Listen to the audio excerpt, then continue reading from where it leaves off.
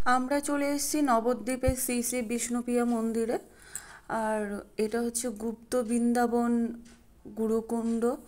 চলো গুরুকুণ্ডর ভিতরে গিয়ে আপনাদের দেখানো যাক কী কী আছে গুরুকুণ্ডে। এখানে এসে আমরা দেখতে পাচ্ছি একটা গুহার মতো আছে, আর এখানে তোমার এখানে পুজোও করা হয়। আর এই দিকটা আছে গঙ্গা যমুনা, তারপর শ্রী শ্যামকুণ্ড, এটা হচ্ছে শ্যামকুণ্ড। আর এখানে দেখো কাবেরী, সিন্ধু, যমুনা, গঙ্গা, তারপরে সপ্ততীর্থ, নর্মদা, এরা সবাই আছে। এটা হচ্ছে আর শ্যামকুণ্ড, এদের মূর্তি করা আছে গঙ্গা যমুনা সব কিছুর। আর মানে ওটা এটা শ্যামের হচ্ছে ঘাট, এটা হচ্ছে শ্রী রাধার ঘাট। রাধাকুণ্ড।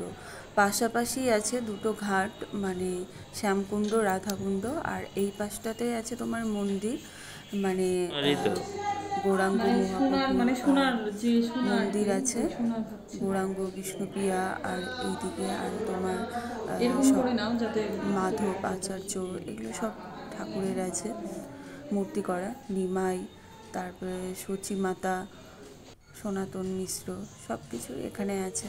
আর এটা হচ্ছে বিষ্ণুপ্রিয়া আর গৌরাঙ্গর ঠাকুরের মূর্তি।